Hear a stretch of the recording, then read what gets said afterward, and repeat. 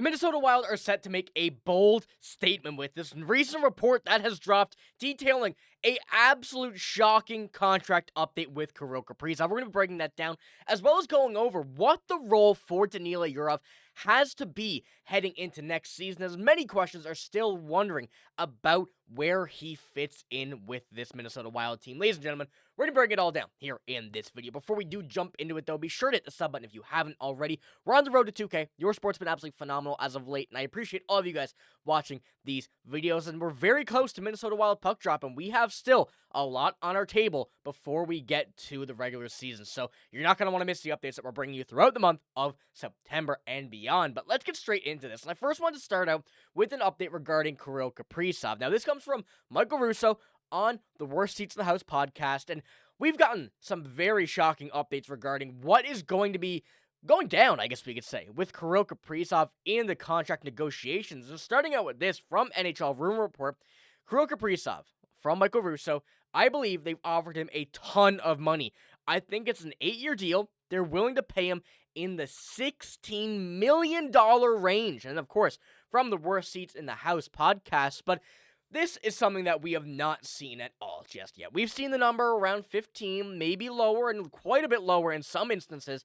But Michael Russo, the biggest insider for the Minnesota Wild, is never usually wrong. And that's where this gets a bit concerning. Now, am I really willing to give Kirill Kaprizov, if I'm the Minnesota Wild, $16 million?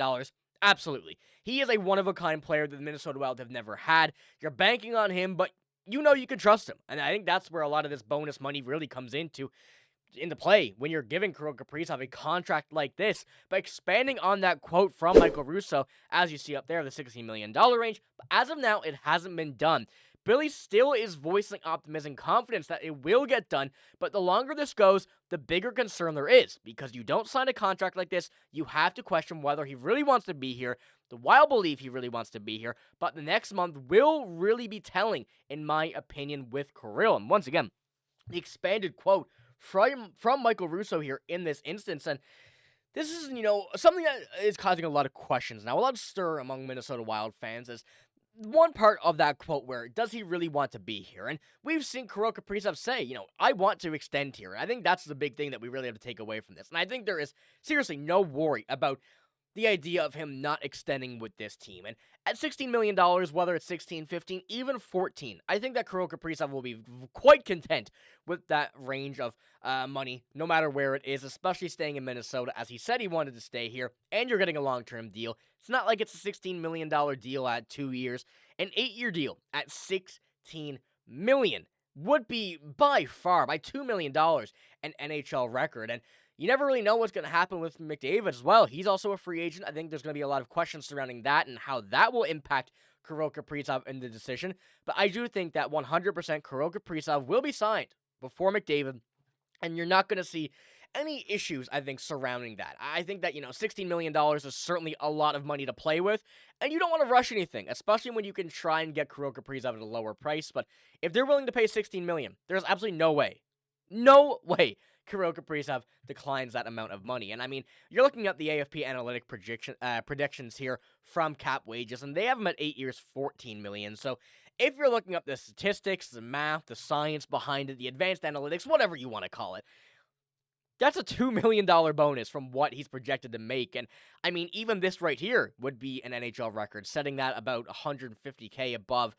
what Leon Draisaitl is currently making. So I mean, regardless of what happens, I think there's absolutely zero worry behind this, and a lot of people are also discussing a trade, which we're going to jump into here in a moment from Michael Russo, what he had to say on that topic as well. But, as I mentioned, looking at what we're seeing here from the rest of the NHL, $14 million for Leon Draisaitl, that's about $1,750K above what Austin Matthews is making. So immediately there, you're taking another jump, and even though the deals are a bit different, of course, Leon Draisaitl has the 8-year, that's what Kirill Kaprizov likely will be getting.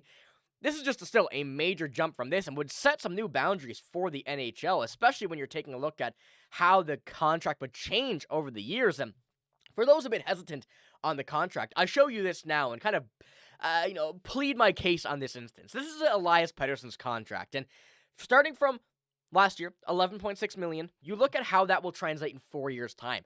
That will be the value of a current $9 million contract. So if you're putting it into perspective, I don't know the exact math behind this, but let's just say it's a $16 million contract for Kirill Kaprizov. Give it 8 years' time. Let's just say it'll look closer to probably an $8 or $9 million deal. I think that's something that the Wild are certainly planning in advance, especially if you have your top guy locked up. You're in the clear after that. And I think a lot of questions surrounding the idea of this shouldn't be, too much of a scare for Wild fans, especially when you're coming down to it. Now, speaking about the trade as well, this is what Michael Russo had to say on the topic of if this is a possibility. And he says, I think you ask him for some teams that he'd be interested in going to. Yeah, absolutely. And that's if the conversation of the contract doesn't really progress over the next month or so. And, Michael Russo, definitely a very smart guy in, every instance of the Wild and hockey as a whole. If you don't follow him, I heavily recommend you do. But this is something that, I don't really like the idea of saying this, especially when you have Kirill Kaprizov in the final year of his deal. I still don't think there's any worry about him not coming over to this team or not wanting to stay here with this team. He's voiced he does. Now, at $16 million, if you can get it lower, yeah, if you're having a $16 million in place, but you want to try and get it lower, absolutely do so and take your time with it. But as Michael Russo is saying, you don't want to take too long with it, but let's just hope any trade conversations do not have to be discussed. The Wild need to make this signing, especially when you have a guy like Matt Boldy locked up at $7 million deal, $5 million for Michael Russo, excuse me, Marco Rossi. You have a lot of these guys locked up for very, very cheap.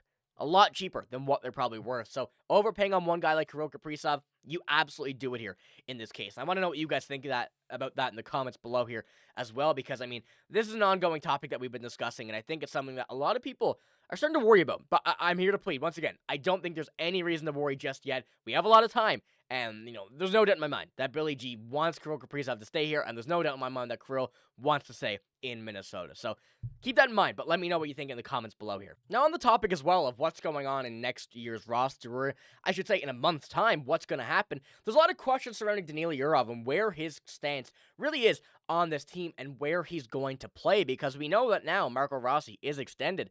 That was an option. The second-line center, the third-line center was an option there.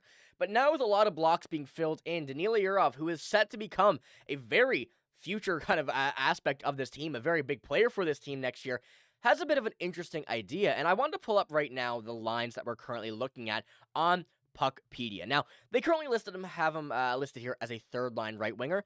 That's not something that I'm fully confident he will be. I definitely see him more of, I would argue, a third-line player, but there's also the option of him jumping on the second line. I think there's so many options here of what could happen that we really just don't know as of yet. But Joe Smith, in his recent Athletic article of the burning questions surrounding the Minnesota Wild season, had this to say, and really put it into perspective of where we're looking at. And he says, Yurov is also a rookie, set to play in North America for the first time. There might be growing pains, or he might take off right away. Right now, his role is in his hands, and how he plays during camp and the preseason will dictate whether he's a top six center, a middle six center, or starts at the wing. And we know that the Wild and Bill Guerin have really kind of hoped that his talents will be put in the middle. The face-off Todd.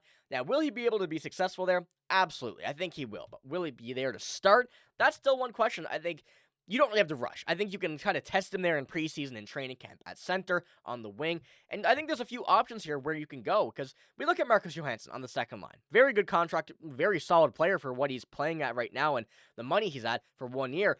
He's a guy that will be able to, lead some of these younger players. Now, will he be a second-line player come a month or two into the season? That's where, a few questions arise. And you could move, of course, Vladimir Tarasenko up, Matt Zuccarello over to the left wing, Damila Yurov up to the right wing on the third line. There's so many options that this Wild team have right now that are still going to be, I would say, questions until we see the regular season start. And we're going to see a lot of different kind of looks here in training camp and in the preseason, especially with some of these younger players in. And that's where I think we're really going to see Damila Yurov in. But as of right now, fourth line from Puckpedia, but Joe Smith from The Athletic, and of course, another very credible Wild writer, is saying that he could be maybe a top six center. I don't really see how that would work with Rossi and Eriksson Ek, but I don't want to count it out. A middle six seems to be a little bit more my speed right now. We're taking over the place for Hartman and moving Hartman to the wing once again. I think there's a lot of options. We know that this is going to be a very interesting kind of preseason training camp for this Wild team, but yet, we have to wait and see what's going to happen, because a lot of moves are still going to be made, and the Kirill Kaprizov contract seems to be the number one in store. So, ladies and gentlemen, I'll be keeping you updated with everything as it goes down. We're getting a lot more updates over the past few days with Kirill Kaprizov, and soon as he returns from Moscow, which I'm not sure exactly when that is, hopefully soon, we're going to get a lot of contract updates. I'm going to bring it to you right here on the channel. But this is all I got in this video. If you did enjoy, give it a like, hit the sub button as well, and let me know what you think about today's topics. Obviously, a lot of interesting stuff, and a lot of kind of burning questions are surrounding this topic, but we're going to be in a good shape. Ladies and gentlemen, no need to worry, but that's all I got. Thank you for watching. Hope you have a great day. See you later.